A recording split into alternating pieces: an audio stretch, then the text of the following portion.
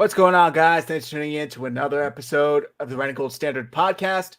My name is Zach Hernandez, and as always, I am joined by my co-hosts Matt Llewellyn, our guy Tony, and Mike Andrews. We got a great show planned for you guys tonight. We will be recapping the Ravens 49ers Christmas night debacle and previewing the 49ers Commanders. Is it New Year's Eve? I believe that's New Year's Eve, right?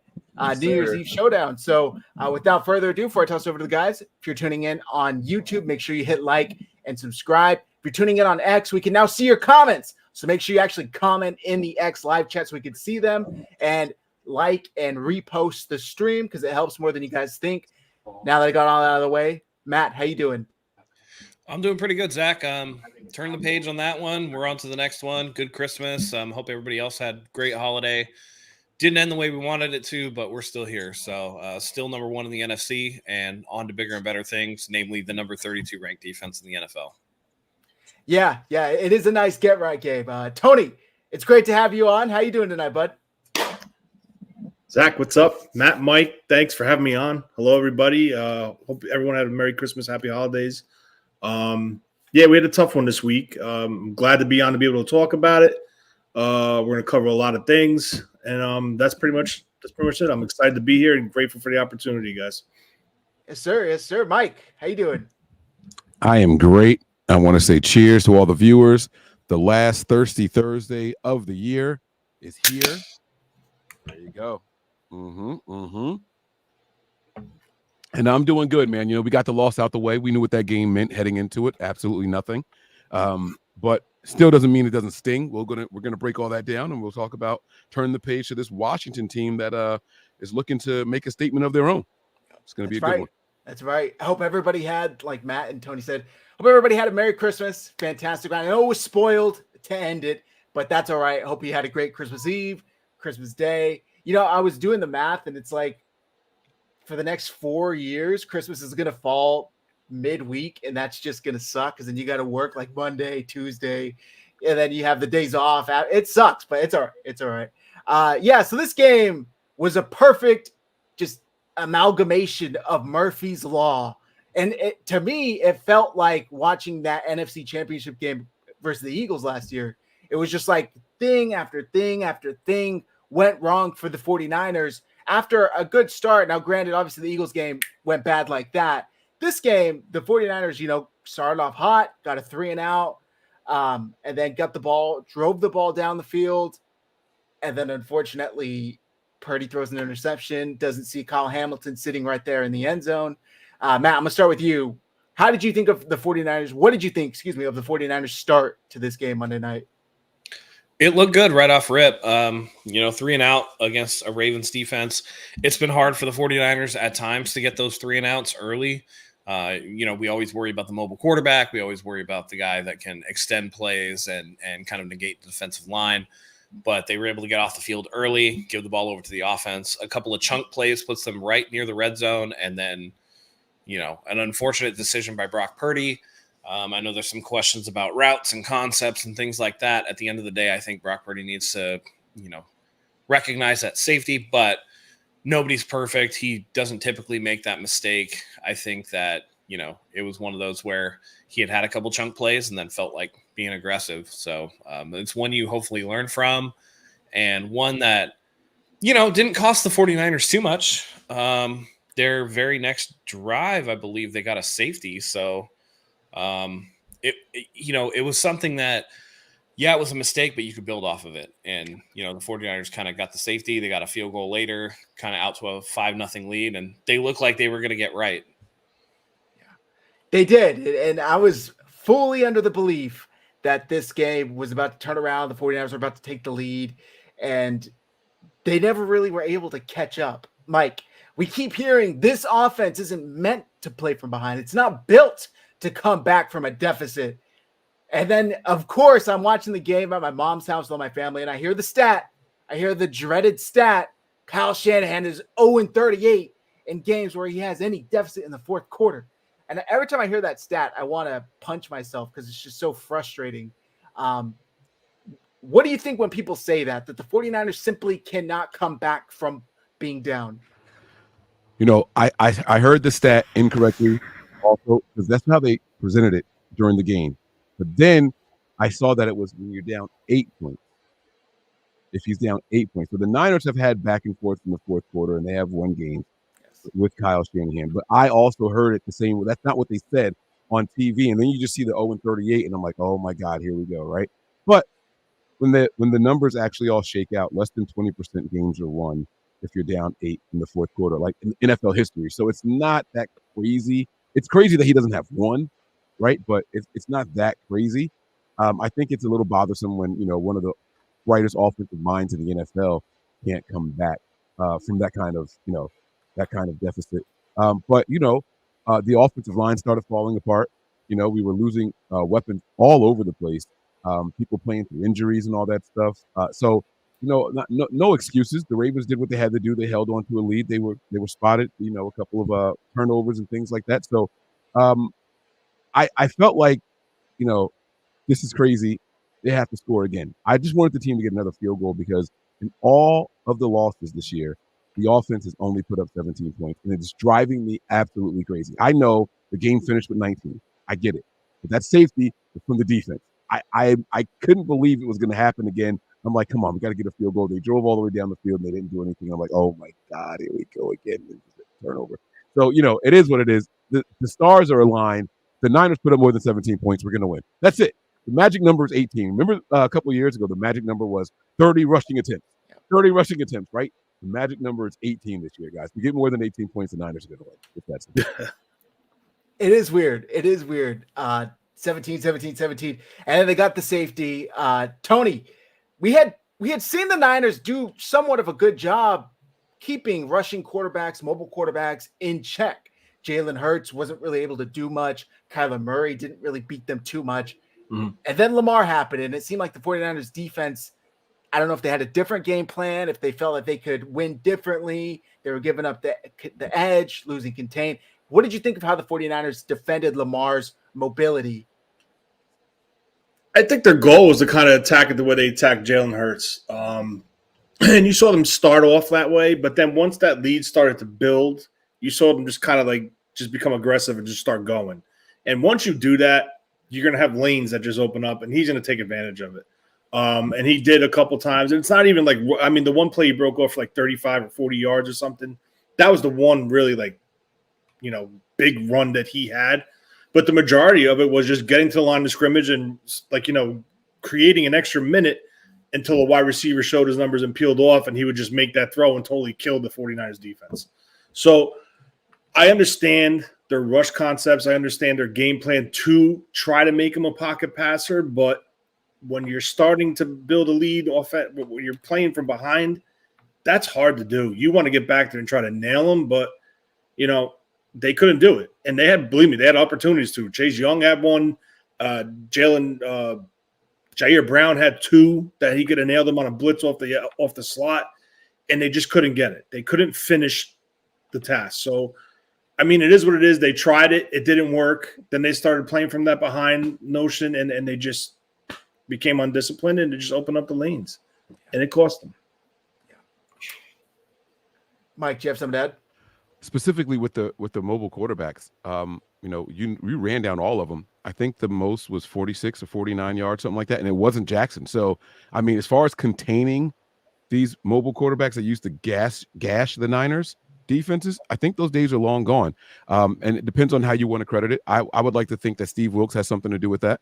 But it seems like they fixed that. No one's going crazy against the Niners as far as quarterbacks anymore, and that's really, really great to see. It's a step in the right direction. So I was at least I felt positive about that. Yeah. And by the way, that run that Lamar had was 36 yards. That was his longest of the season, and he finished the game with only 45 rushing yards. So he didn't really do anything else. And you look at it, and let's be honest. Everybody's going to crown Lamar, and that's fine. And even I said, not because I believe he's the MVP, but because I believe that the mainstream media is going to make him MVP at this point, that he's probably going to be the league MVP.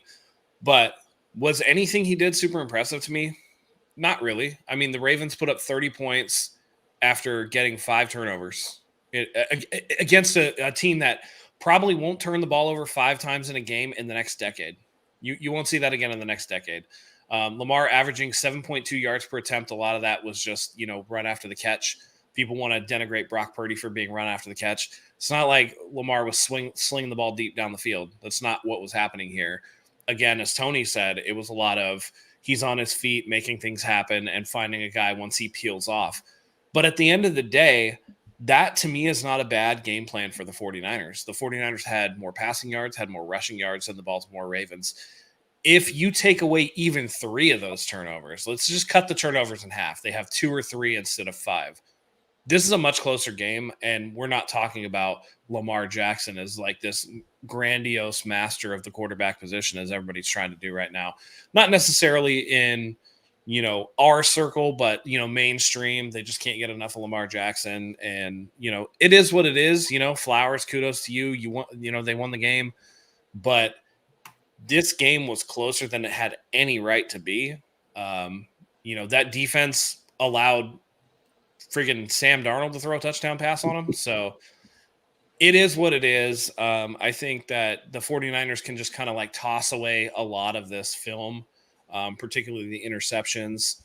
There are some things to clean up, and I think that this is a perfect game, a microcosm as to why you put resources into the offensive line and not just let it rock.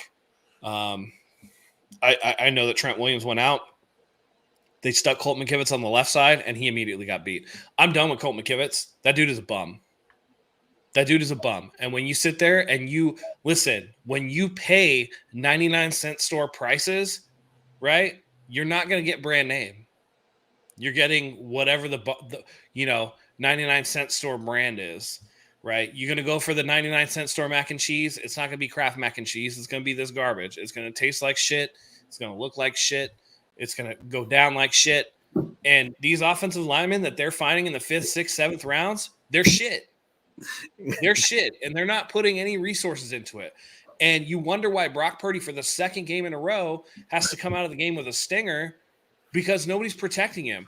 You wonder why Brock Purdy is sitting there looking fidgety and trying to get the ball out quick because you got a top 10 defense coming at him, and you got that Olay bullshit that Colt McKivitz is always doing. That, Banks has a toe injury. He's out. So what do you got? John Feliciano, who's picked up off the trash pile.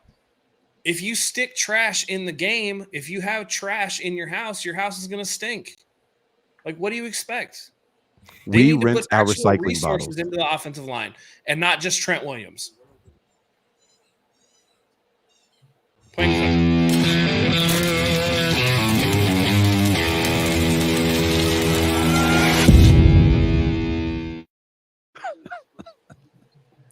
Not all trash is created equal, Matt. I get that, but some of these guys are recyclables. Okay, let's not just call Feliciano's them all all trash. right. Feliciano's all Yeah, right. he's okay.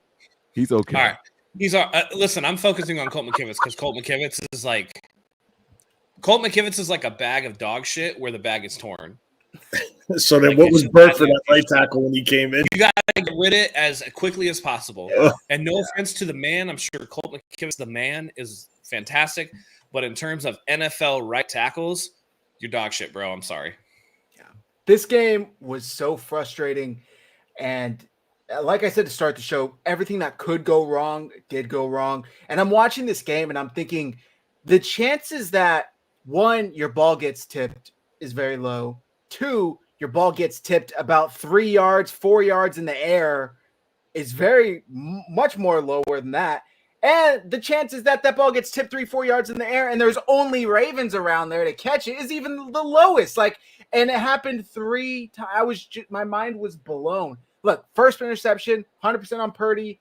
Didn't see Kyle Hamilton, which, by the way, if anybody should have been talked about as MVP, it should have been Kyle Hamilton. That dude was the best player on the field the whole night, in my opinion. He was everywhere. I saw his lineup chart. He lined up in like 8 different spots. This dude is a baller. He should be in the conversation for Defensive Player of the Year, in my opinion. But that's a whole other story. I think the chances that the ball gets tipped, like I said, 3 times and only Ravens players are there to catch it is just insane. And I agree with Matt. I don't think we'd ever see that again from Brock Purdy, from the 49ers offense. It's so just, unique, fluky. Go ahead, Mike. I think that we highlighted Kyle Hamilton as a chess piece during the preview shows. I think that the reason Ravens players were around is part of Kyle's scheme, right? Not that he got the interceptions on purpose, but once it gets past that section, all of the open field where the Niners players actually are, and now you're just blocking whoever is in front of you, is part of what we do really, really well. So if you get it over that first line of defense, then it's slim pickings for defensive players back there, and that's what makes our offense so special. So Brock's got to get him up a little bit more, and it's nothing, like you guys said, it's nothing that we're worried about. We gotta be honest here. It's nothing that we're worried about. But yeah, like you said, to start it all, Kyle Hamilton, definitely a top defensive player, and this a phenomenal young man. I hope that he heals up quickly, and he's going to have a great career in the NFL. He's really good. Yeah, it really did seem like the Ravens had the answers to the test. Like, it seemed like they knew exactly what the 49ers were trying to do. And they were jumping routes all night. I mean, the Niners had 5 interceptions. They could have had 10. They could have easily had 10. Like, there were so many passes that the Ravens stepped in front of, bounced right off their chest, broken up with their hands.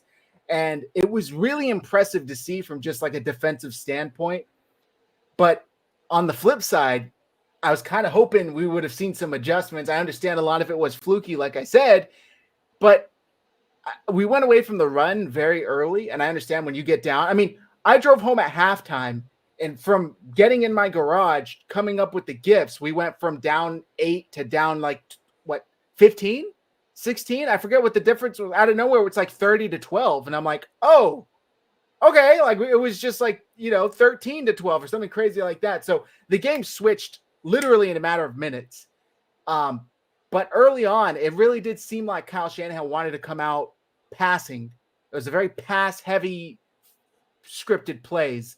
Matt, I'm going to go back to you. Do you think Kyle was trying to prove a point, saying Purdy is the MVP, and I'm going to show y'all he's the MVP. He's going to come out here because his scripted plays usually tells you what he thinks a defense's weaknesses are. How did you feel about that? Yeah, I don't know. I feel like, man, Kyle's an enigma. I don't know what the hell he's thinking half the time. That dude just gets a bug up his ass and decides to do whatever he wants to do. So I don't know if you can read too much into it, because the Ravens are really good against the run. They're really good against the pass by all statistical measure. I think that's somewhat softened by a pretty bad AFC North, but I don't know. I don't think he was necessarily like, oh, let me go get the MVP, because when he had an opportunity to get Christian McCaffrey a touchdown to extend, to get him the record, he was like, oh, I forgot. So or he was like, I can't remember what it was. He was like, oh, I wasn't game planning just to get a guy a touchdown. I didn't realize until late. And then when I tried, they like, whatever the case was, he didn't get Christian McCaffrey his touchdown when he had opportunity to, and feed him the ball like everybody wanted him to. I just think he does his own thing. I don't really think that he was thinking about I can have Brock Purdy come out here and solidify MVP if I just let him throw the ball 8 times. We've seen them run drives where, gosh, it was just I can't remember which game it was. I think it was the Philly game where it was the back shoulder to Debo, and that was the only pass on that drive. Every other play on that drive was a run. So sometimes he just feels like doing what he's going to do, and I don't know that we can really take a lot out of that. Okay. All right. Tony, the 49ers finished 1-3 versus the AFC North. Do they just not match up with them? Are they just more of bullies than the 49ers are? Do you take anything away from that at all? Or do you think that's just how the cookie crumbled when it was all said and done? I mean, I think, listen, I don't know what the hell happened with them with the AFC North. All right. These teams just came up with defensive game plans, from Schwartz, from the defensive coordinator to the Cincinnati Bengals. I don't know his name. And the coach for the Ravens, I think his name is McDaniel or McDonald. Mm-hmm. He had a hell of a game plan, and they executed well. I just don't know why they have their struggles versus this specific 3 teams. I'm watching it now, and I got to be honest with you. I kind of feel like this was the Super Bowl for the Baltimore Ravens, like the way they're acting on the sidelines, on the field, and stuff like that. So I just feel that they were really, really, really up for this game. And another sidebar note is Jim Harbaugh, what happened with John Harbaugh, what happened with Jim Harbaugh in San Francisco. I'm sure he just wanted to just prove a point, saying that, I'm a Harbaugh, I'm coming in here to kick your you know what. But I just feel, and I said this to Mike before the game, I said, I just got a funny feeling about this game. And the way Kyle came out and with his script that's supposed to be like, the bread and butter, the fully 50-50 split balanced attack, it was nothing like that. Nothing at all. It was so far different than what it normally was. And if it was, another thing that I noticed with Kyle in this game, he tried to run the offense with when Jawan Jennings is on the field the same way without Jawan Jennings, but implementing a Juice, implementing a Warner to try to run the same system without Jawan Jennings. Now, you're seeing a lot of like stacked looks to the left when they do that toss off the left side and they just crack down. Trent hooks out and picks up the backside linebacker coming across the formation.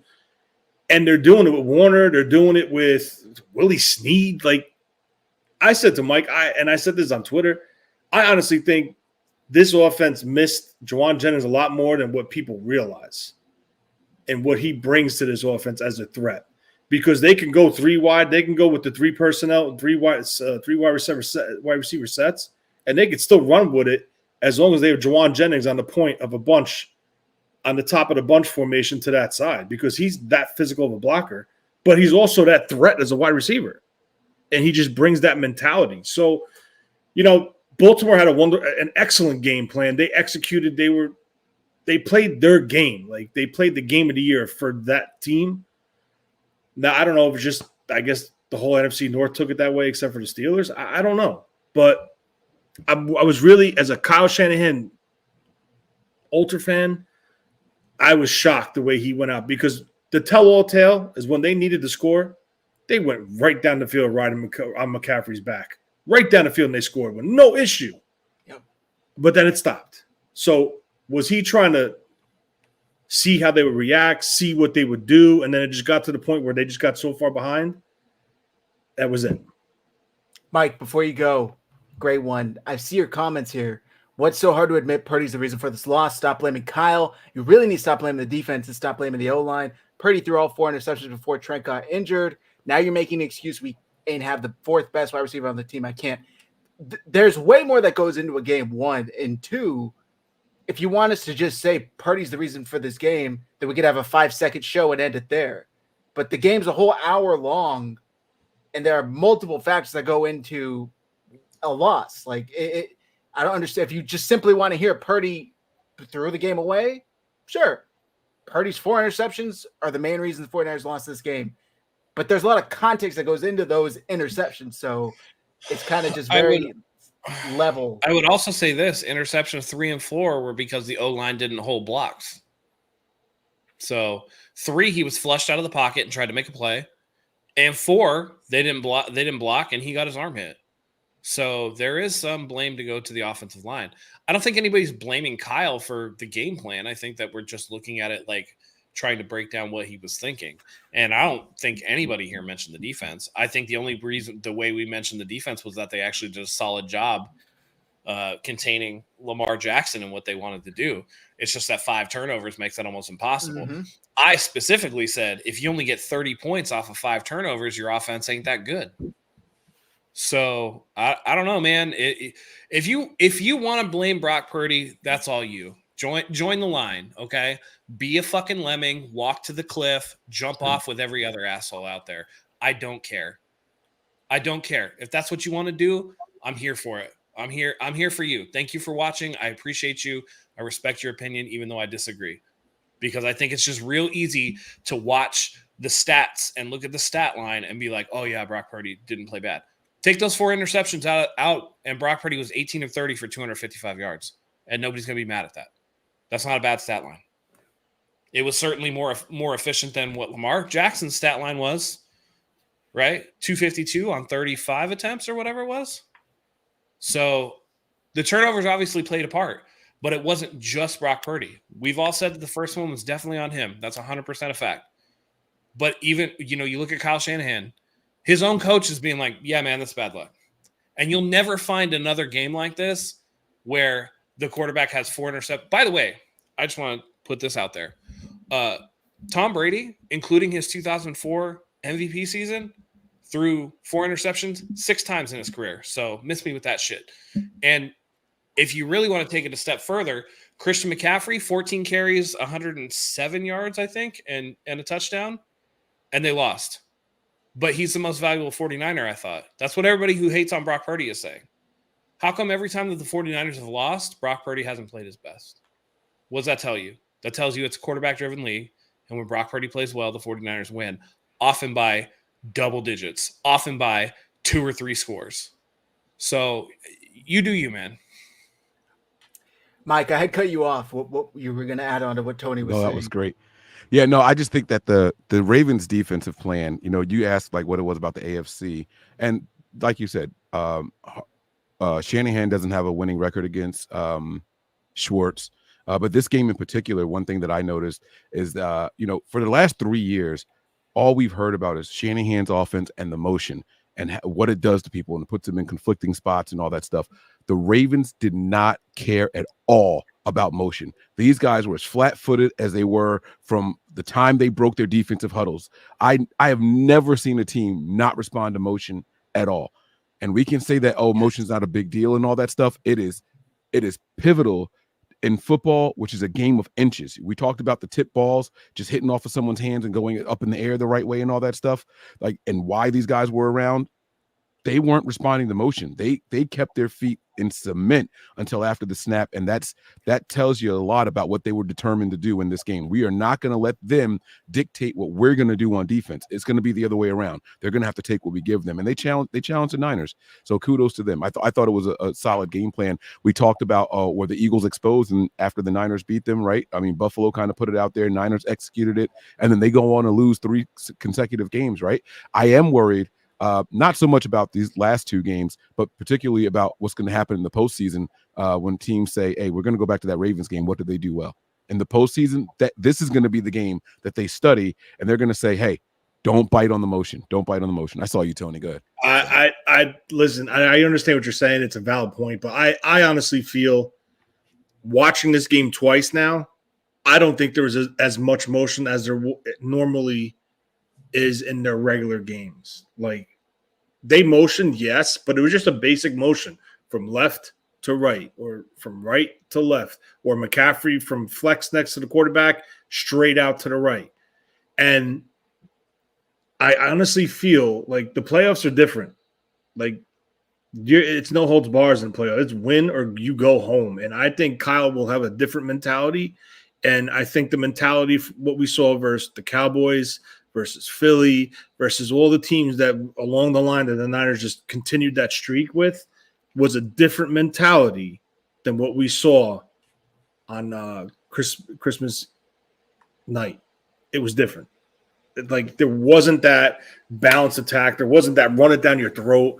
I understand the injuries sustained to the offensive line, but that was in the latter part of the game. But you just didn't see that creativity. And I think it's because of Jawan Jennings. I think it's because they knew if they lost this game, it's an AFC opponent.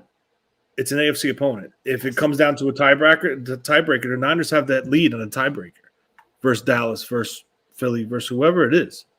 So I feel like if there was gonna be a game to lose, it was gonna be this one. And the way they played and the way he called it, it kind of said it.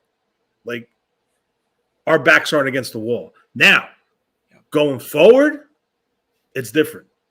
Now it's pedal to the metal. It's all about business, and that's it. And like I said earlier, as far as the point I made about it looked like they won the Super Bowl. OBJ and Flowers dancing on the sideline, doing like the kid and play thing. Like, they were jumping all over the field, taking pictures, performing CPR on the football, putting the things in the bag like the Grinch and running off the field. When the Niners are blowing teams out 42-something, they don't do that. Like, they don't do that. It's business. It's get on the field, do what you got to do, get off the field, and go home. Yeah, they run down, they pose in front of the thing with the camera. Yeah. But it's not that extra bullshit. It's like you see a team that's focused and that's here for business, and then you see a team that's like, yeah, we beat the Niners. Yeah. There were two different teams. When the Niners are on their A game compared to what Baltimore looked like on Christmas night. Now the question is, did Baltimore show their hand? That's the question for playoff implicate when it comes to playoffs and tape study. Just addressing the chat real quick. I keep seeing just like, if Jimmy did this, can we stop with the Jimmy 1 and 2? Yeah, I think it's totally fair to hold a quarterback that you made the highest paid player in the NFL ever at the time of his extension. Hold him to a little bit of a different standard than to hold your first year as a starter quarterback making $800,000 a year to a little bit of a different standard. Like, we're talking about Jimmy in like his 6th season in the NFL, getting paid. I don't even know how much he was getting paid a year, 28 million at the time, 30 million at the time. Like, there's differences here, and we don't judge a quarterback based off of one game. Like, I posted this because I'm tired of seeing it. If you're telling me a dozen of really good to great games by Brock Purdy aren't enough to call him a good quarterback, why is one bad game enough to call him a trash quarterback? It's not enough either way. I don't know. I'm reading the chat, and it makes me think that it's kind of ironic that the 49er fans are known as the faithful. And I'm telling you, one bad game that you can't even take a lot out of because it's a once-in-a-decade type of bad performance. Dude, y'all are the faithless. You guys are hyperbolic, overreacting. Bro, like, they're still number 1 in the NFC, and people are acting like they're just trash now. It's wild to me. And then you got other people that are like, ass pumping themselves over Lamar Jackson in the chat. And listen, you could do that if you want to, dude. Like, but the fact of the matter is he's like 24th in passing yards. He's like 19th in touchdowns. The Ravens won by 11 points in a game where the 49ers had as many injuries as you could possibly even fathom to stand, and as many turnovers. Like, when's the last time the 49ers had 5 turnovers in a game? Week 3, we were all there. Oh, the Steelers game. The Steelers game in 2019. Versus the AFC North. Versus the AFC North. Hey, Zach, just one thing. They won that game. Zach, real quick, you asked me a question about the AFC North and the 49ers. Who was in the Super Bowl last year for the AFC? Who was it? Oh, Cincinnati. The Chiefs. 2 years ago, Cincinnati. All right, so 2 years ago was Cincinnati. Last year was the Chiefs. Chiefs are having a down year. Yeah. All right. If Burrows didn't get hurt, I think Cincinnati's in contention as well. Baltimore's a good team. Kyle doesn't do well versus Jim Schwartz for some reason, and Pittsburgh is Pittsburgh. They beat Pittsburgh. They struggle versus those 3. But is it coincidence that those are the only 3 teams, minus the Minnesota Vikings, because of what happened in that game, whatever, that they only had a problem with? And what I'm trying to say is, I honestly feel because they knew what this team was about and they knew how they could go through the NFC maybe, that they didn't want to show their hand versus those teams. That's what that's what I think in my head. Well, it was definitely an unusual game plan. And, I know we're going to move on soon, but just 23.5% rushing attempts. The most unbalanced Kyle shit. And in a game that Christian McCaffrey for most of the game was averaging over 8 yards a carry. Just let that sink in for a second. Christian McCaffrey is averaging over 8 yards a carry. And up until they scored the second time in the third quarter, it was a one-possession game. There was no need to abandon the run. It just showed that Kyle was trying to do something different. What he was trying to do, I don't know. Zach asked the question, did he want Purdy to hey, this is the MVP? Part of me feels that way. I'm going to say yes. I know other people won't say. I'm going to say yes. I think Kyle wanted to show my guy can go out there and sling it with the best of them. I do think that. What if it's the old Jimmy G thing, right? Wasn't there a stat going around in like 2019 or whatever? The drive after Jimmy G throws a pick, it's like a touchdown or whatever. Yeah. Maybe Kyle's just trying to keep Brock Purdy confident, right? Let's wipe that shit off the books. We'll go to the next one. But I don't think anybody outside of the most doom and gloom 49er faithless or the biggest Baltimore Ravens homer can look at this game and be like, if both teams played up to their potential, that the 49ers wouldn't waffle stomp this team by 10 to 14 points. Yeah. If the 49ers played up to their ability, this would not have been a close game. I was not impressed by anything that Baltimore did outside of the defense being very athletic. The defense was very athletic and in the right spots at the right time. But on the opposite side of the ball, nothing Baltimore's offense did impress me one bit. You got old broken knee OBJ out there doing a little bit, what have you. But outside of Lamar Jackson being an incredible athlete, like, what do they got? They don't have anything. So I think if they played again, which I hope they do in the Super Bowl, then Lamar Jackson can take his regular season MVP and shove it up his ass, because there's only one MVP that I care about right now, and that's Super Bowl MVP. So Brock Purdy can go win that. Matt has a thing with butts tonight. He said something about butt pumping earlier, and I have no idea what that means. He gives me something every time we're on. That is fucking hilarious, bro. Okay. Sorry, guys. This beer here is a 9.4% double IPA. So forgive me. Nice. Yeah. I'm having a bottle of wine every time I open one of these things, essentially. Last two things on this, they'll move on to the Commanders game. This guy is just so pressed that we're not calling Purdy bad. He had his worst game. Like, I don't know how else we could say that. He had his worst game. He made a lot of poor decisions, trusted his arm way too much that he actually should have. But saying what happened when he threw an interception isn't making excuses.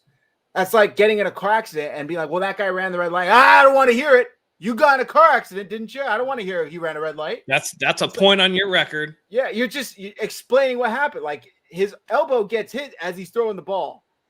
That's context. Like it's not that much of an excuse just to point out what happened. I don't think anybody was here saying after this game Brock Purdy's still the MVP.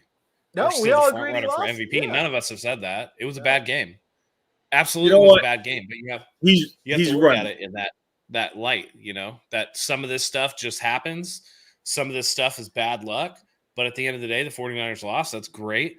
But I'm coming at it from the perspective of if these teams played again, I think that the outcome would be completely different. Because the 49ers will not play a game this fucking bad in the next decade. He's right. Brock Purdy's bad. Brock Purdy's going to have, by the end of the season, and I spoke about this with Mike, he's going to have for over 4,500 yards throwing. He's going to have one wide receiver, potentially a second wide receiver, a tight end, and a back to go for 1,000, 2,000. So how bad is Brock Purdy? That's what I just don't understand. Yes, he had a bad game, but if you followed Brock Purdy's career, he's had a game like this at Iowa State. Okay, and guess what? Brock Purdy was drafted the last pick of the draft. Brock Purdy turned into the quarterback that he is. It happens. Brady, all these quarterbacks, Peyton Manning, all have bad games. That's fine. It's how you respond. All right. He had a bad game early in the season. He went on a tear. He had his bad game on Christmas. He's going to go on a tear again. Yeah. So to sit here and say he's not good, but have multiple weapons, your whole personnel grouping basically on your base offense, minus Juszczyk to go for over 1,000 yards, plus a running back for over 2,000 yards between rushing and receiving, that's not a bad quarterback. I'm sorry. Not at all. Well, here's the thing, and I'm gonna bring this up because I'm getting called out. Gray, let's see what he says about Lamar is all they have. Just made my point. Lamar carries the Ravens. Without him, they ain't nothing. That's a real MVP. The 49ers had 2 100-yard receivers against the Ravens and Christian McCaffrey, who ran for over 100 and averaged 7.4 a carry. Who played bad? Brock Purdy. What did the 49ers do? They lost.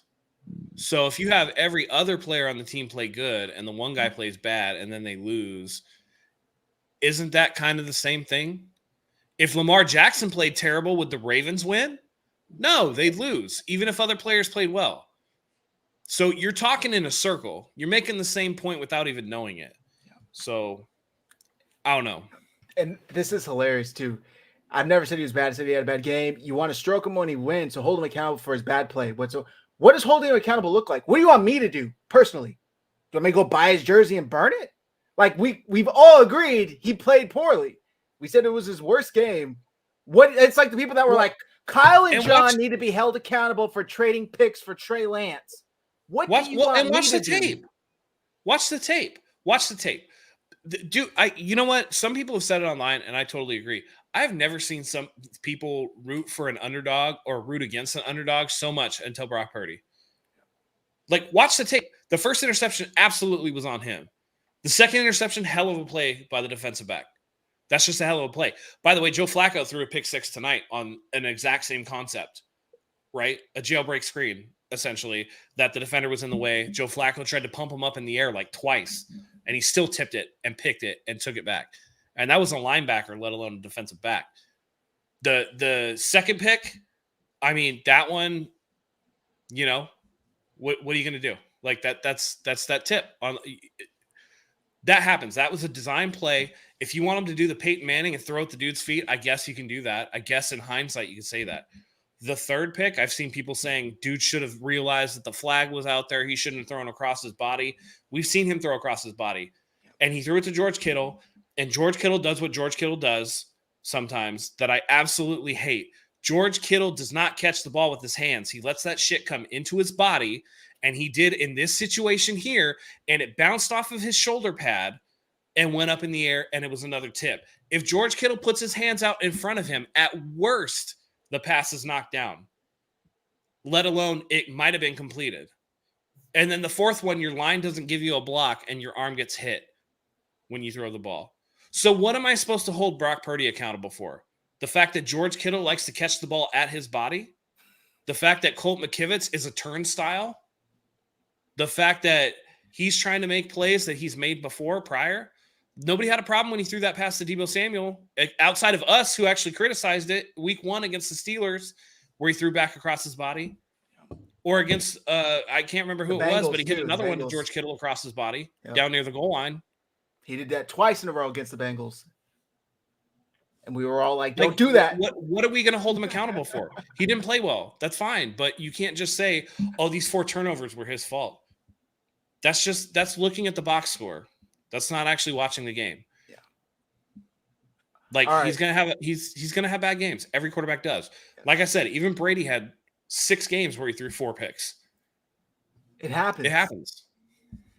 Joey, but otherwise, he's playing this is one of the best quarterbacking seasons in 49ers history. And I feel like I can't even fucking enjoy it because everybody's just complaining about how bad Brock Purdy is all the time and looking to I feel like I have to defend him rather than just sit and watch and enjoy what I'm seeing. He's going to finish as the 49ers all-time single season passing yards leader. In his first season. In his first season as passer. His first season as This is why we can't have nice things, because everybody likes to overanalyze shit. And rather than, you got to hold them accountable. I'm not going to micromanage a player that I don't even know personally. At some point or another, I want to be a fucking fan.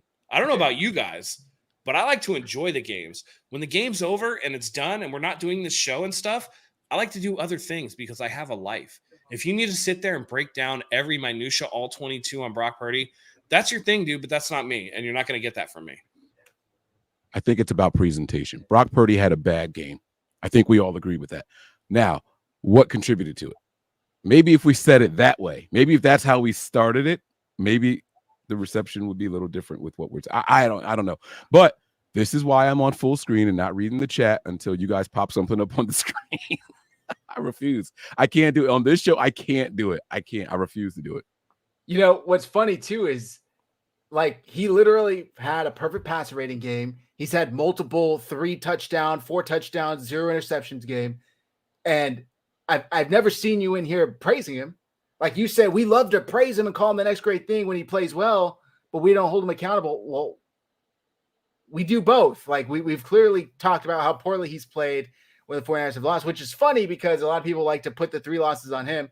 People don't remember he threw for like 350 yards against the Bengals and 2 touchdowns. Like, yeah, he made a couple of bad mistakes, but overall he played well other than the Cleveland game and in spots of Monday night against the Ravens. And yeah, Joey shared it here. In his first full season as starter, he's going to break the 49ers passing yards record and be the first 49ers quarterback to throw for 30 touchdowns. But let's just act like he's just another plug and play piece. That latter part is not true. I think Steve Young had 36 since 2001. Sorry, since 2001. Oh, okay. I see. No, that's absolutely true. And listen, look around the league. Quarterbacks make mistakes. Josh Allen has 3 games out of 15 where he hasn't thrown an interception. 3 out of 15. Like, dude, it happens. If you want Brock Purdy, man, how many times did people complain about Alex Smith never tries to push the ball? Alex Smith isn't aggressive. Alex is just a game manager. Alex is this. Alex is that, right? Do you want him to not be aggressive? And not in the idiotic, I can't see the field, I'm slow to process the defense, Jimmy Garoppolo way. I'm talking in the, he does what he can with the arm that he's got, and he's throwing anticipation, throwing with anticipation and trying to make plays type of thing. If you want to cut that out of him, then you're not going to get an effective quarterback. That's not who Brock Purdy is going to be. There are going to be games where he makes mistakes. That's just how it is. But you can't tell me that he hasn't been a much greater force for the 49ers this season than he has been a detractor. Yeah. If you think that, you're just simply not paying attention. And this is just proof of that, because he says, I heard you say Jennings, our 4th best wide receiver, is the reason he played bad. You're clearly not listening, because that's not what Tony said. Tony was explaining why the offense wasn't clicking as a whole, why certain plays weren't working. He never said Jennings not being there is why Purdy threw 4 interceptions. And it's conceptual, right? I mean, just last week, they made the big deal about the helmet for the pancake blocks. And whose name is all over that helmet? Juwan Jennings. Yeah. He's a part of the offense, whether he's in the stat sheet or not. And I think that was speaking to more of what Tony was saying. Is that you can't run the same concepts with the same effectiveness without Juwan Jennings that you can with him, and that does play a role. It's the same thing when they lost, I think it was the Minnesota game where that was the second loss, right? Mm-hmm. Or was the Browns lost the second? No, Minnesota. So they were trying – so Debo in the Browns game got injured, had the shoulder, right? The next game, they're running – was it Ray McLeod that they were trying to do Debo plays with? And it's not the same person. No. And it was evident that those plays were not going to work because it wasn't the same. And at the time, I was like, put Ronnie Bell in there if you want to do a more physical guy, because Ronnie Bell's way more physical than Ray McLeod. It's you run your concepts how you run them.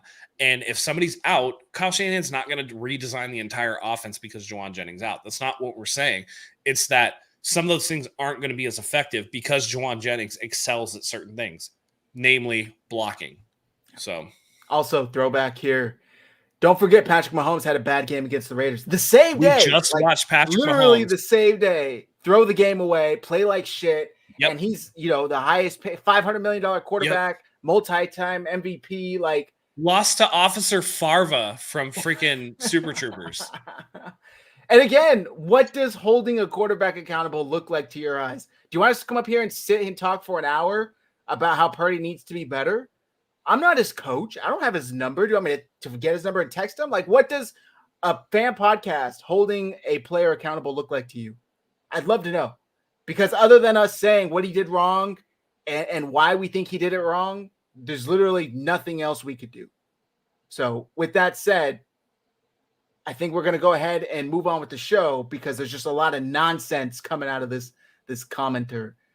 With all due respect, which is none, but a little bit. Let's get on to this Commanders game. Opinions are like assholes. Everybody has one, and most of the time they stink. So he's back to butts. If wishes and butts were candies and nuts, we'd all have a Merry Christmas. So. All right. Cheers all to that. Cheers. And look, great one. It's all for good fun and debate. I appreciate you tuning in, even if we disagree about basically everything. For sure. It wouldn't be fun if we just went, oh, we respect your opinion, sir. Thank you for commenting. Of course, we're going to turn it into a little bit of a debate, but it's nothing personal. I missed a super chat earlier from 49ers Throwback. Micah Parsons wants to be a Niner so bad. Let's get into this a little bit. During the game, Parsons. Oh, God. Yeah, got shootout. Posts on X. You know, wow, they're down 21 points and we're not seeing any deep shots or any developing routes downfield. That should tell you all you need to know. This is the same clown, mind you, a couple weeks. I'm seeing clips of him saying, Purdy, you will be slept on no more. Yeah, I got you up there with the greats. I'm not disrespecting you no more, Purdy.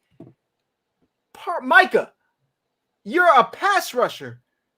What does that tell you if a team cannot throw down the field, cannot have developing routes?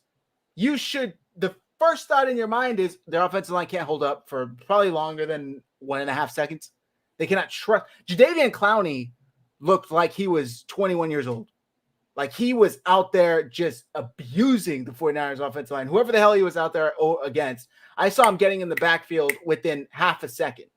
It was insane what the Ravens defensive line was able to do to the 49ers offensive line. And we've been screaming this from the rooftops since the offseason, since the draft, when the 49ers neglected to spend even one pick on this offensive line.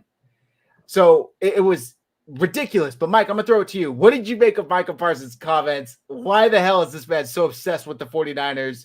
What's going on? Yeah, I can't tell what the well, I do know what the obsession is. There was a lot of smack talk heading into the game.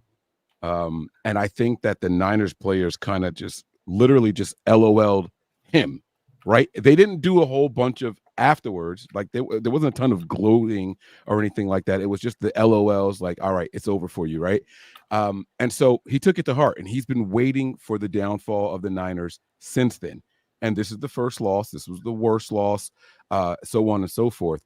But as a defensive player, I mean, I would think that Micah Parsons would look at the opposing team being down 21, and he would start licking his chops like, oh, I'm about to feast now, because now they have to pass. Now they have to do this. And there should be no time for deep developing routes down the field, right? Like that should be his mindset. It was a stupid comment to make.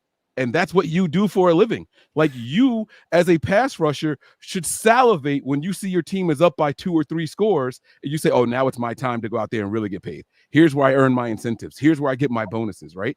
For him to go out there and just start saying that, it's like, dude, like what are you new to just NFL? Forget, and like, are you new to football? This is what all teams do.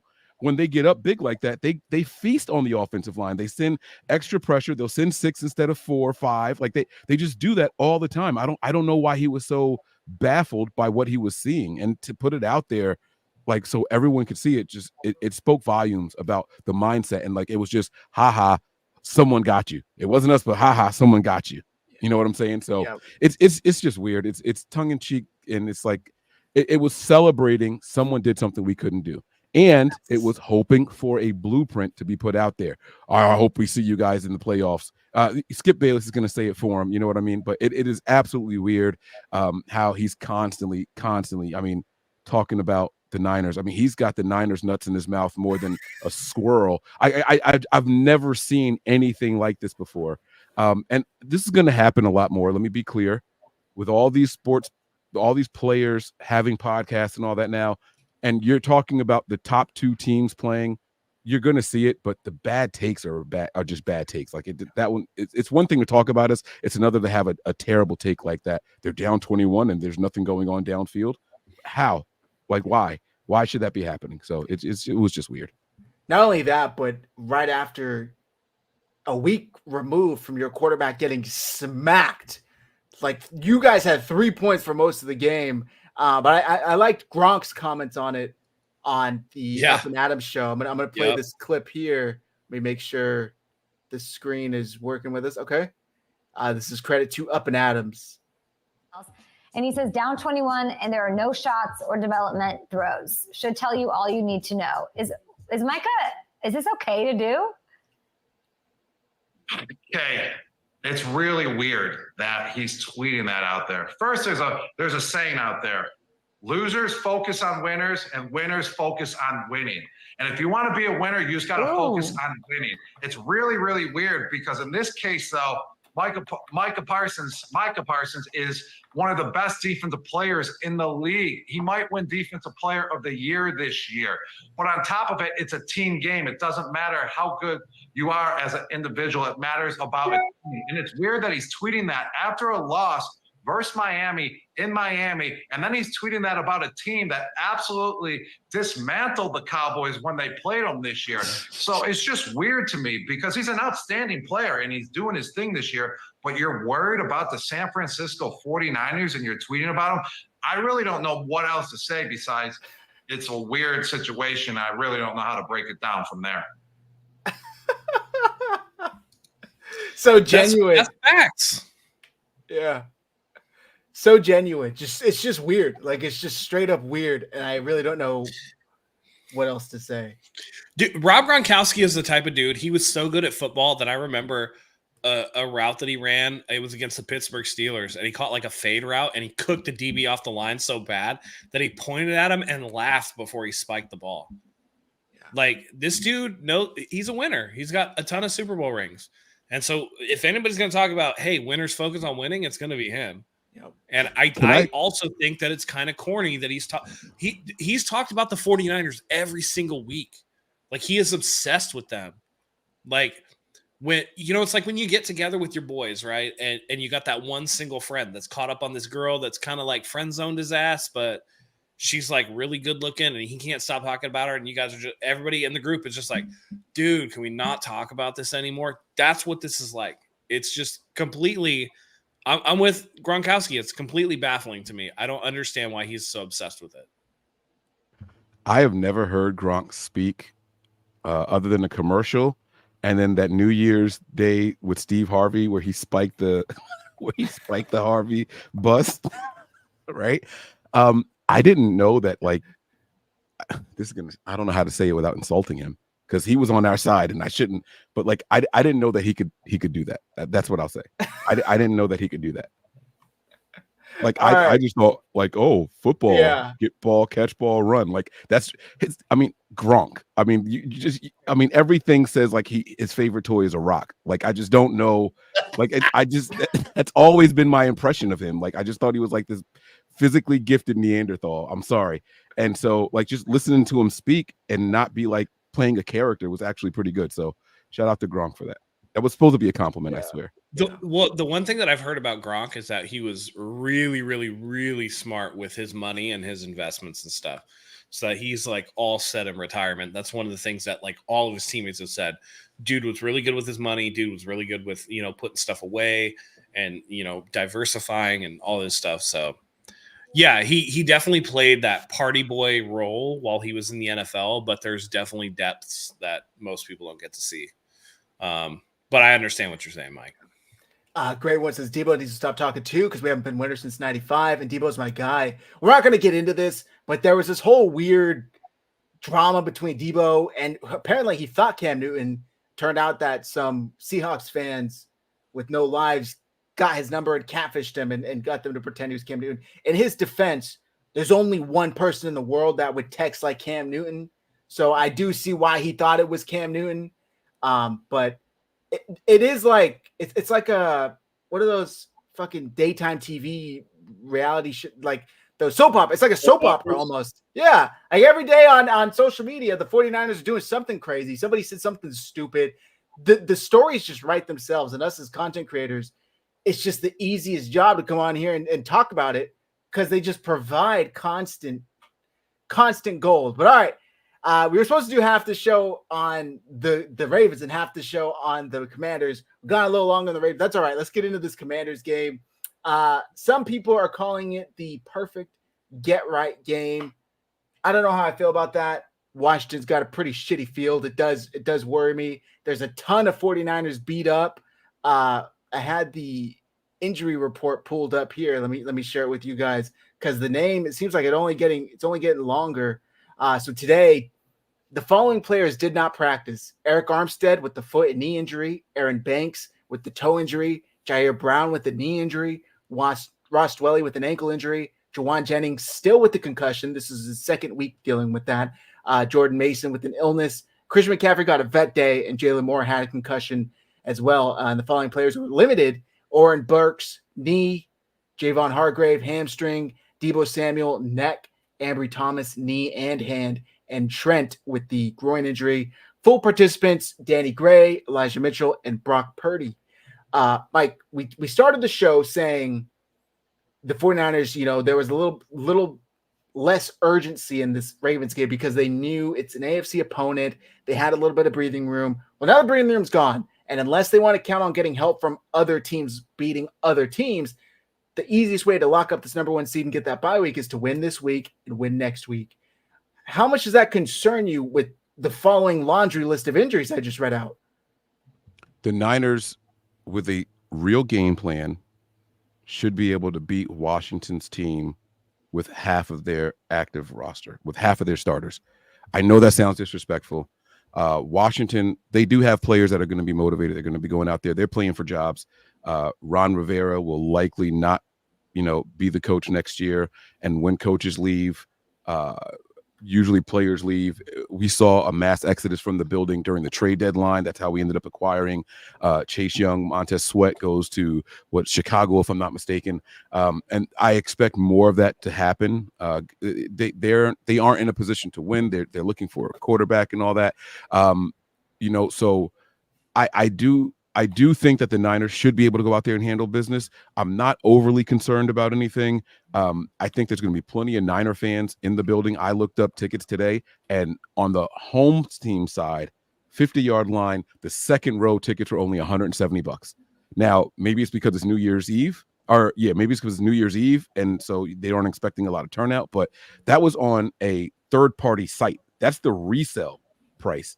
I imagine you can walk into the stadium and get them at the box office significantly cheaper than that. I think Niner fans are going to jump on it from all over the East Coast who don't get to see their team often in person. They're going to have the crowd on their side, and they're going to have a solid game plan here. I'm not too concerned about this game as long as we can run the ball effectively. We should be okay in this one. Okay, Tony, I'm gonna throw it to you.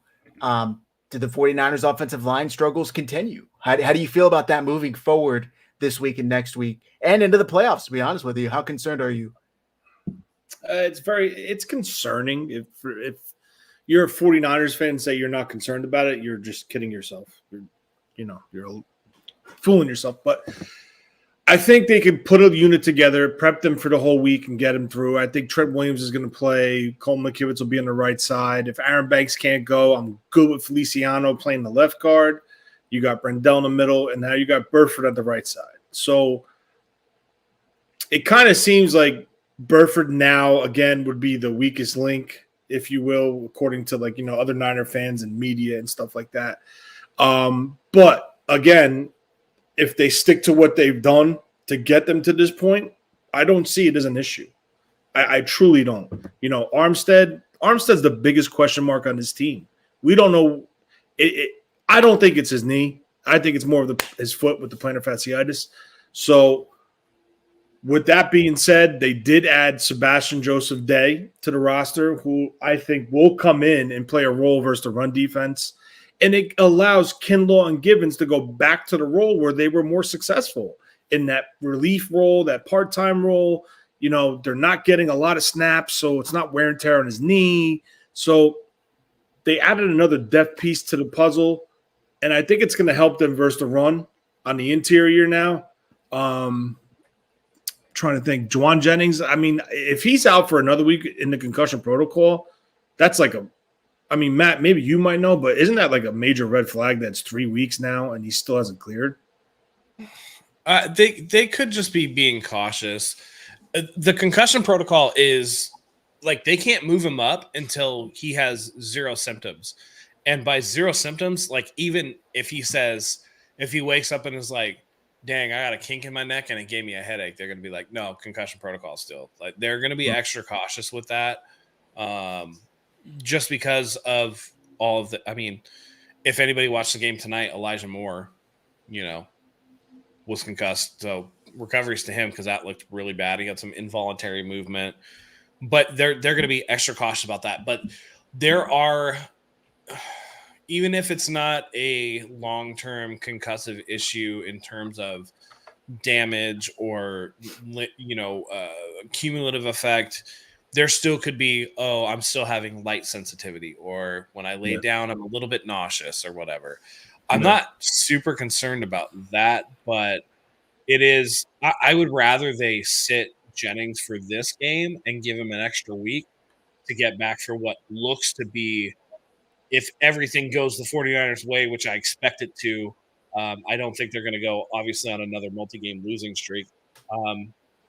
That Rams game in week 19 now, I guess, is going to be 18. I don't know. Whatever the week is, 18. Week 18 is going to be a huge one. It's going to be the one that determines whether or not the 49ers get the number 1 seed. So I'd rather have him back for that game, which I think is going to be a much more hotly contested game than this Commanders game. It's a little concerning if he misses, but I'd rather them be more cautious than not. I agree with you. And look at, CJ Stroud is now just coming off of the concussion protocol, and he missed, I want to say 2.5 weeks or something like that. So I guess everybody's just different. It really is impressive, I guess. And it's not like you have control over it, but Brock Purdy was able to do what he did and come back in like 5 days to clear it. It just really puts that into perspective, what a challenge that was for him. Real quick, I want to answer this question in the chat because I've seen it. Is CMC going to get the run game and Trent is available? Trent practiced today. He's going to play. Yeah. He looked good too. He looked good in practice. Didn't look like he was really any setbacks. And then just Randy Daytona, he's our dude. Now that Purdy had a bad game, isn't it obvious? I just want to address this me personally, and you guys can chime in if you want to. I think the fact that CMC had a good game and Purdy had a bad game and they lost is more indicative that Purdy – it's just proof in the pudding. Everybody's like, why don't running backs or wide receivers or whatever win the MVP? Because they're not the most valuable player to their team. It's clear and obvious that quarterback's the most valuable player on their team. Yep. Tony, were you saying something? Yeah, as far as just like the injuries with the offensive line, you asked me about going into the Washington game. There's 2 players on this team that are not going to let the 49ers lose this game. And that's Trent Williams and that's Chase Young. So that's right. Yeah. Keep that in your head. Homecomings. Yeah. Homecomings for both players. I'm excited for this game. I think this is as good of an on-the-road get-right game the 49ers could get. I mean, it's like the 32nd ranked defense. Isn't that a weird phrase, though? Get-right game. Well, that's what I'm saying. It's as good of one as you could ask for, I guess. I think it's a game where the 49ers should be able to flex their muscles more. But, like, you would hope that no matter who the opponent was, they would try to get right. I don't know. It's just a weird terminology. How do you guys feel about I think it's more about building confidence. Like, we're going to go out here and have a good offensive performance. We're going against the worst defense in the NFL, right? Like, this is going to be the game where you're definitely not throwing 4 picks, Brock Purdy. Don't worry, Sam Darnold. You're not going to throw one either. So it's like this is the game where, we can really go out there and work on, maybe they even try some of the passing plays and concepts that didn't work for them and say this is what we can do different, and I think that's more about what the get right is. I don't think it's about the final score. It's like, all right, guys, like, let's show that we can do what we do. And they might take their foot off the gas in the second half. It could be like the Thursday night game that's on today, right? Like 34 points in the first half and like, all right, let's just chill. And then they've scored 3 points since then. It's a minute left in the game and they've scored 3 points since then. But it would still count to me as a get right game, getting that confidence back. And by the way, I don't think the Niners even lost much confidence, but I do think that maybe for the fans' sake, they need to see a little bit of a dominant stretch during the course of this game. Do you think that this is one of those, because we've heard about these sessions before, right? Do you think that in the team meeting when they go over film, you think Kyle, for the most part, is just like, all right, we got to trash this shit? Like, we're just going to throw a lot of this. Like, in terms of not necessarily individual plays where things can be learned from, but as a whole, like, hey, guys, don't take too much out of that game. That was, like, probably the worst game that we're going to play. Like, we just got to clean up, whatever. Like, I think the concepts were solid. I think that there were just some misfortune. It's kind of what I'm talking about. Not like Kyle's going to scrap the jailbreak screen because somebody tipped the pass, right? Like, I think he's still going to use it. I just think that, do you think he goes in there and tells them, hey, like, the results weren't what we wanted, but this was solid if we can just clean this up? I mean, I personally think there was still plenty to learn from the film, especially for some of the guys whose number had to be called. Like, hey, yeah, right. The offensive linemen, the secondary guys, right? Like we were dealing with some injuries back there as well. I do think that there's some key things to take away from this game that we could definitely improve on. So I'm hoping that they don't just say, we're not going to worry too much about this. Every game in the league is important, and if for nothing else, a learning experience. So they should dissect this film and say, look, if this guy did this different, run that route this way. Let's just say it was the Kittle route for the first interception or whatever, right? Like, hey, Kittle, this is why route running is important. You gotta make sure you get to your keys. If it was Debo rounding off the route instead of cutting hard, right? Like, this is why the route running is important. This is what we try to tell you. Like, these are the things that you got to work on. So hopefully they don't just say, hey, don't worry about it. Like, we're okay. Do you think that they're gonna, like, I don't know. I guess it's going to be the details, right? Like the offensive line stuff. Kittle not catching a pass with his shoulder pad rather than putting his hands out. I understand that. I'm just talking about at a macro level. On a micro level, they're going to look at things, right, and want to adjust. I think at a macro level, this would be the type of game where it's like, don't look at the result in terms of as this game was not a referendum on who we are as a team, all things being equal. It's got to be one of those, like Zach said, and like I've said before, like that Murphy's Law thing. Anything that could have gone wrong did go wrong. Just put that shit out of your mind. Don't let it affect you. It's on to the next. We're moving on because we're not going to play another game like that. What do you think, Tony? I don't know. I just saw something on TV that made me sick to my stomach, but whatever. I think definitely if you're talking about the film session, I think, listen, it was definitely a coaching session. You have to show them where the mistakes were, where if you did this, this would have happened. If you would have did that, that would have happened. But ultimately, it was just a mess. Clearly the luck wasn't there. The ball wasn't bouncing in their favor. Okay.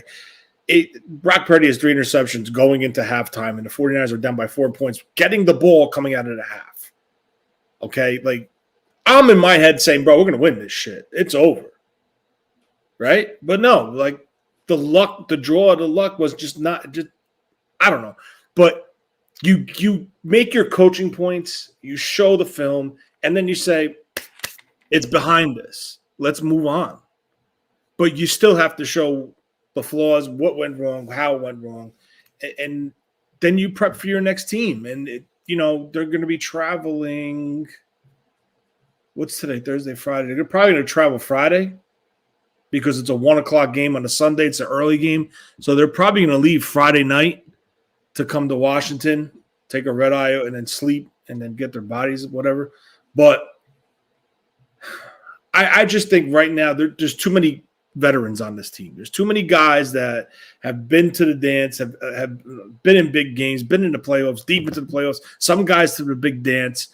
And the experience in that locker room, I trust what's in that locker room. And to be honest with you, I said this to Mike before the Philadelphia game. I said, Mike, I bet you $20. John Lynch comes down in that locker room before the game and just rips everybody and just flips tables. He's a former player. And listen, it could be happening. That could be happening in this stretch. Because if you want that crap game that we just lost, now's the time to get it out. Now you got your 2 games to get you in that number 1 spot. You lock down for a week. Everyone gets their treatment, get their bodies up to par. You prep and you make your run because it's a lot easier to win 2 than 3 to get to the dance. So, it is what it is. They're going to be ready for this team. This team's going to be ready. I trust Kyle. I trust this team. I trust the leadership on this team. Guys are approaching the end of their career that want a ring. So now that's like a different mentality now. So, talking about the injuries, Ji'Ayir Brown's got a knee issue. You got Logan Ryan coming in. Logan Ryan's been in Super Bowls. He knows what it takes. So it's not like you're putting in a Joe Schmo. Yeah, he's a little bit up in age. Yeah, they pulled him off the street, but the guy's experienced. So that's what you want at this point going into this push. I expect him to go into Washington, business trip, get on the plane, eat your Chick-fil-A, do what you got to do, come back, and you prep for the Rams in the final game of the year. And that's the way. Hey, bro, Chick-fil-A closed on Sundays. No, they on Saturdays. I know. I'm just messing with you. I agree. I think this is the refocus, right? This is all right. Home stretch. We had a bad one. Let's refocus because the 49ers, let's be real. Regardless of what Fred Warner said on his podcast, this team absolutely needs the first seed and that bye week. With Eric Armstead now Ji'Ayir Brown with the knee sprain, for health purposes, I think it would be a good idea for them to have that bye week. Interestingly, we didn't need it. Oh, sorry. He said he doesn't care about it, and that he said he doesn't care about it. Whenever, and they wherever. absolutely should care and do need it. I think he's trying to play off the loss. I think that's, like a too cool for school response, right? Like where it's like you didn't get something that you wanted and you're like, I didn't want that shit anyway. Yeah. I think that's kind of the attitude. And that is what it is. It's just somebody talking off the cuff. I'm not going to, it's not like Grant Cohn being out there saying that Brock Purdy got benched this week, which is just wild, but whatever. I do think that they absolutely need that first round bye. And I think it starts here. And interestingly enough, no Sam Howell for this game. The Washington Commanders came out and said that Jacoby Brissett is going to be the starter. How do you guys feel about that? Zach, how do you feel about that, man? I feel like I would rather have Sam Howell back there. He's been like the worst quarterback based on a ton of statistics. He could throw for a ton of yards, but he's going to get picked off a handful of times. He's really taken a step back, which is kind of unfortunate because I really liked him and I thought he was going to take a big step forward this season. I liked him in Washington. I thought it was a good fit. I thought Eric Bieniemy going over there would really elevate his career. That hasn't happened. But at the same time, I don't know how much of that is like Ron Rivera breaking him and ruining him as a player. But Jacoby Brissett's a veteran, like he can get the job done. If Jacoby Brissett was in New England, they're probably winning like 8 to 10 games, in my opinion. So I would much rather be seeing Sam Howell. We have Jacoby Brissett. He's respectable. In my opinion, he's like maybe less athletic Gardner Minshew. Like he could still sling it. He could still fit the ball in tight spaces. He might make a couple mistakes, but he can play. He can play. He's no bum. What do you think, Mike? Not worried about Jacoby at all. I'm sorry, not one single bit.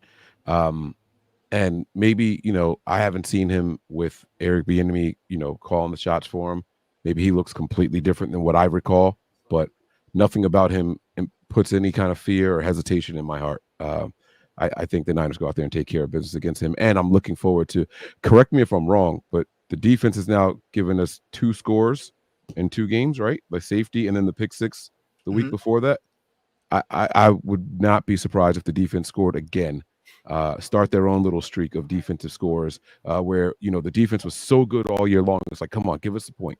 Like that was the one thing the Cowboys fans were like hanging over our head. They were scoring so much for their team. Now it's like, all right, now it's our turn. I'd rather flip that switch now heading into the postseason instead of losing it heading into the postseason. So yeah, give me a pick 6.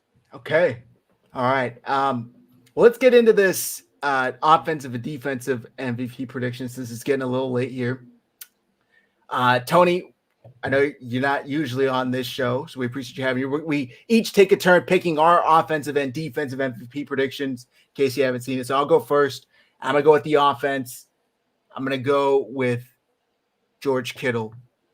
I'm leaving. I wanted to take Brock, but I'm going to go with George. He needs 9 receiving yards to be the 49ers' second 1,000-yard receiver this season. Clearly, he's going to get that. Probably get that on his first catch. The way he averages, 14 yards of reception or some crazy number with Brock slinging it.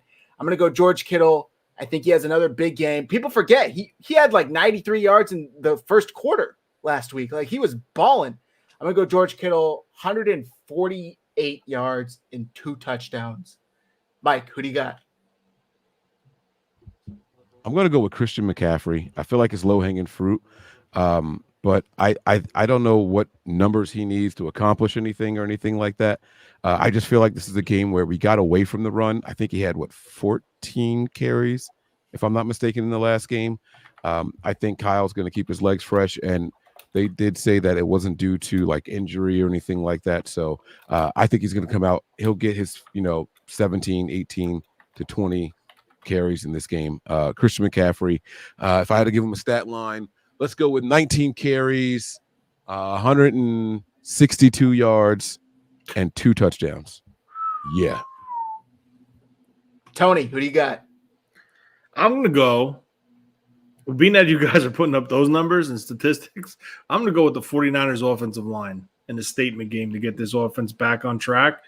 And I think they're going to have a damn good game. If you're putting up those numbers like you guys are saying, I think the Niners are going to – I think they get back to the 30 points again. Clean so I'll go sheet. with the O-line. All right. Matt. Listen, everybody wants to talk about 4 interceptions. Listen, you guys want 4? I'll give you 4. Brock Purdy, all right? He's going to throw for 444 yards and 4 touchdowns. He's going to light up this Commanders defense. It's going to be easy pickings, multiple deep balls. He's going to insert himself right back into that regular season MVP award. And then all of the Nick Wrights and the Joy Taylors and the Grant Cohns and everybody who wants to be a hater and a doubter and whatever can go kick rocks. Okay, Brock Purdy, 444 yards and 4 touchdowns. Let's go.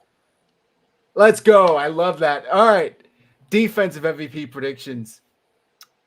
I'm going to go with Fred Warner. I think he feels like maybe he didn't have his best game Monday night.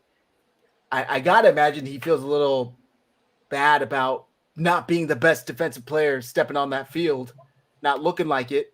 So I'm going to go Fred Warner and Mike in your spirit. Pick 6. I think he gets one. And he's going to have a couple sacks too. I think Fred's going to be all over the place. 10 tackles, pick 6, sack and a half. Mike, what do you got? All right. Defensive MVP here. I'm going to go with Chase Young. I feel like I'm taking some easy ones here, but his homecoming, so to speak, to the team that drafted him and then felt like he wasn't worth keeping around or extending. He's got something to prove out there. I'm going to say Chase Young goes out there, 2.5 sacks, batted pass, and a forced fumble. Almost Matt stat line for a Nick Bosa prediction, but I'm going to give it to our guy, Chase Young, man. Let's go. Okay. Tony. I'm going to go.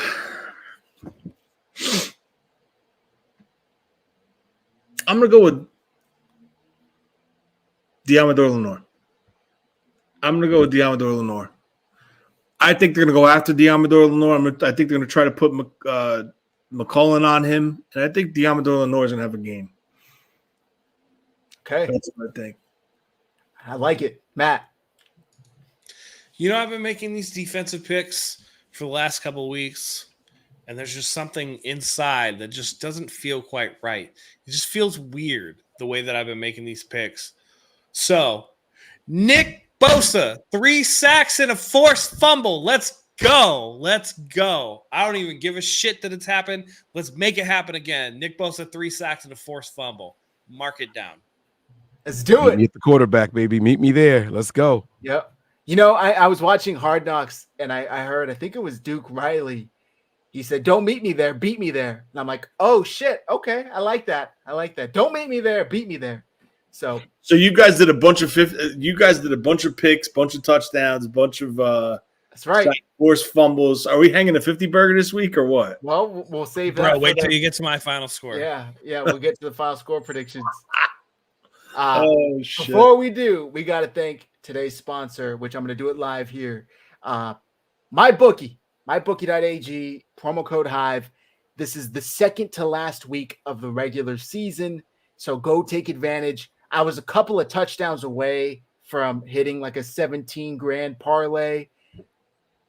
Okay, maybe more than a couple. I was about 4 short, but that's okay because the odds are there and it's exciting every single week. I did win about $80 Monday night.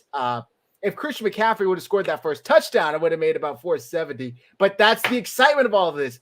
There are extra emotions that come with watching a game. You got a couple bucks on that might pay out. Christmas just happened. Maybe you need to recoup some funds in your bank account. MyBookie.ag. They will match your deposit all the way up to $1,000. Go take advantage right now. Final 2 weeks of the NFL regular season, and then we get into the playoffs. So right now, go take advantage. Again, MyBookie.ag, promo code Hive. All right, final score predictions. I will go first. Yeah, we saw a couple weeks ago the 49ers put up the season high 45 against the Cardinals. I think they top it. I'm going to say 56-22 Jeez. 49ers. I think Kyle's going to try and get to 70 like Mike McDaniel did, and he's going to fall a little short, but that's because Sam Darnold can't do it in relief. Mike, what do you got? I like how you had the caveat in there because Sam Darnold can't do it because he did score some more points. Yeah. With the backup quarterback and running back out there. So good call there. I'm gonna give a score prediction of 42-9. 42-9. The Niners go out there and put a rout on that Washington Commanders team.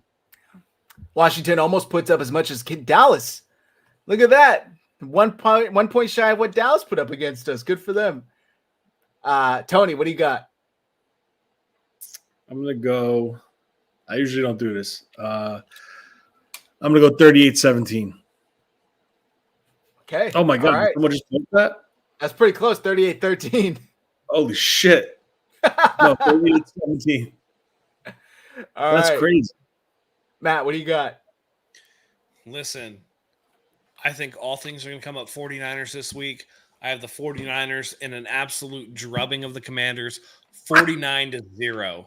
49-0. Oh, all right. Shut them out. Let's do it.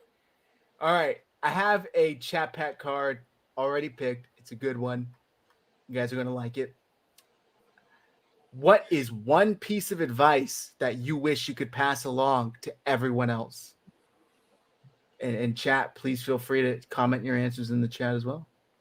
What is one piece of advice that you wish you could pass along to everyone else? Never accept criticism from someone you wouldn't ask for advice. I like that. If you don't respect somebody's opinion to ask them about what you should do, then don't let them tell you what you should do, whether that's, whatever the case may be. Just brush it off. Don't let it bother you. If that person is not somebody that you would choose to seek out for advice, they can say whatever they want. Don't let it affect you because obviously their opinion doesn't mean shit. I like that. I would say only focus and I wouldn't say stress, but if you're going to stress about anything, only stress about the things that you have direct control over, because there's no point in worrying over something that you have no control over. It's either going to happen or it isn't. And why stress yourself out in the meantime, waiting for that thing to happen or not happen? If you have direct control over it, then make it happen or stop it from happening, depending on whatever the hell you want. But if you have no control over it, then what's the point? You're just adding extra pressure into your life that you don't need. Mike, Tony, what do you got? I'm going to go with find joy in simple pleasantries. I think that if I think the world would be a better place if people didn't need big things to make them feel good. So if you could just sit down for just 10 minutes and be like, my house isn't burning down.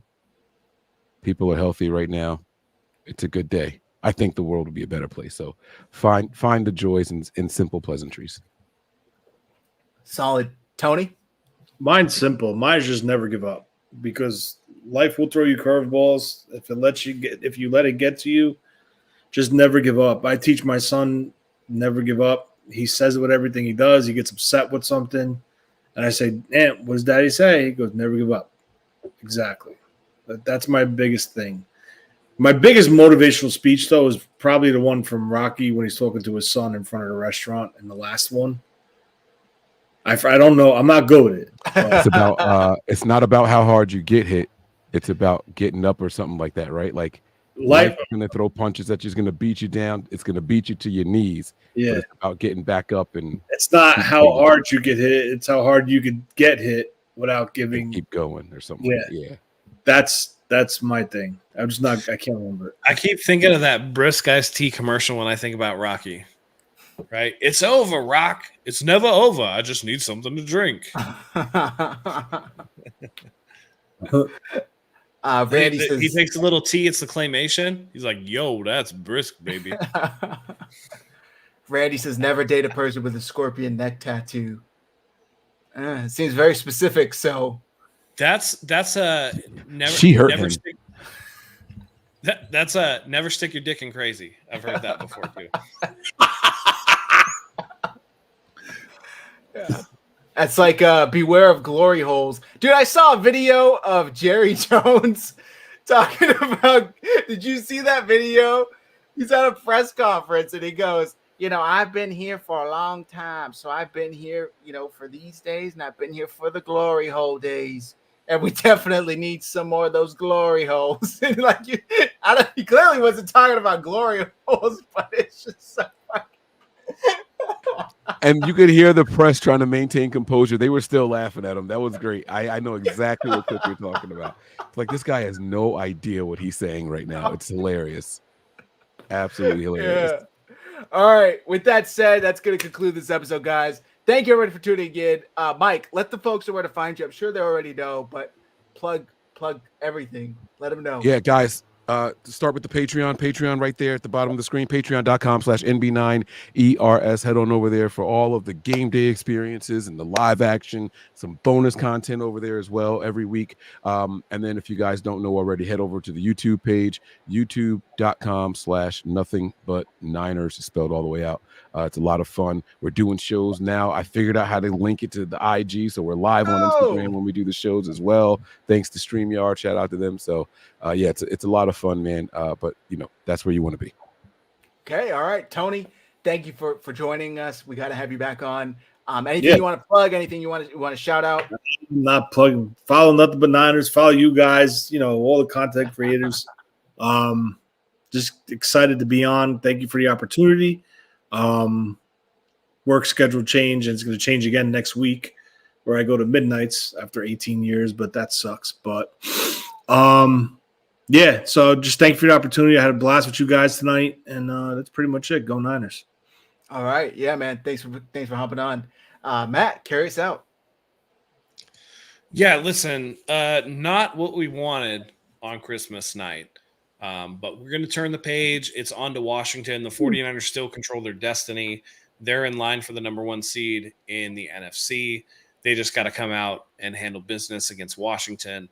I think that with Ron Rivera on its way out, with them experimenting with a new quarterback, they're right for the pickings. I think that the 49ers are going to be motivated to come in and take care of business quickly. They tend to be a little more focused on the road. This looks like a boat race to me. I hope that holds up. We'll find out at 10 a.m. on Sunday. So for Zach, for Mike, for myself, Tony, thank you so much for joining us. You're welcome back anytime. Loved having you here. We loved having everybody in the chat here. Thank you so much for joining us. We love having you as always. And until next time, go Niners.